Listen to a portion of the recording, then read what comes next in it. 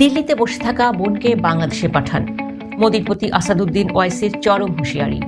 আসসালামু আলাইকুম।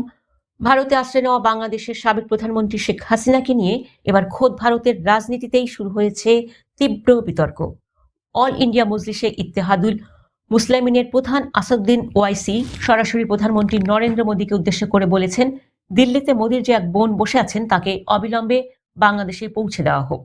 ওয়াইসির এই বিস্ফোরক বক্তব্যের পর ভারত ও বাংলাদেশের রাজনৈতিক মহলে বইছে আলোচনার ঝড়। সম্প্রতি মহারাষ্ট্রে এক বিশাল জনসভায় আসাদুদ্দিন ওয়াইসি বিজেপি সরকারকে এক হাত নেন।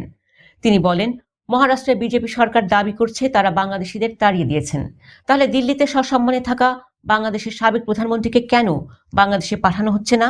ইকোনমিক টাইমসের খবর অনুযায়ী ওয়াইসি বলেন, মোদিজি, আপনার যে বোন দিল্লিতে বসে আছেন তাকে বাংলাদেশে পাঠান। তার এই বক্তব্যের সময় জনতা হর্ষধ্বনিতে ফেটে পড়ে। ওয়াইসি শুধু আক্রমণ করে ক্ষান্ত হননি, তিনি উপস্থিত জনতাকে স্লোগান দিতে উৎসাহিত করেন। তার আহ্বানে জনতা নারায়ে তকবীর ও আল্লাহু আকবার স্লোগান দিলে ওয়াইসি মোদিকে উদ্দেশ্য করে বলেন, মোদিজি, এই আওয়াজ শুনুন, তাকে নিয়ে যান, তাকে বের করে দিন এবং বাংলাদেশে পৌঁছে দিন।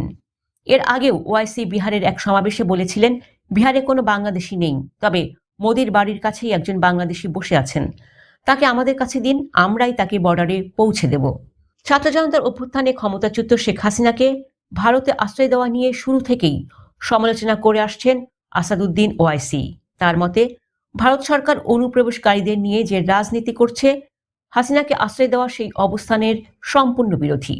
ওআইসির এই কড়া বক্তব্য কি হাসিনাকে বাংলাদেশে ফেরত পাঠানোর চাপ আরও বাড়িয়ে দেবে? আন্তর্জাতিক কূটনৈতিক মহলে এখন এটাই বড় প্রশ্ন। আসাদুদ্দিন ওয়াইসির এই সাহসী বক্তব্যকে আপনি কিভাবে দেখছেন? শেখ হাসিনাকে কি ভারতের ফেরত পাঠানো উচিত? আপনার মূল্যবান বক্তব্য বা মতামত জানান। আন্তর্জাতিক রাজনীতির সব ধরনের ব্রেকিং আপডেট সবার আগে পেতে আমাদের চ্যানেলটি সাবস্ক্রাইব করে বেল আইকনটি বাজিয়ে দিন। ধন্যবাদ। আল্লাহ হাফিজ।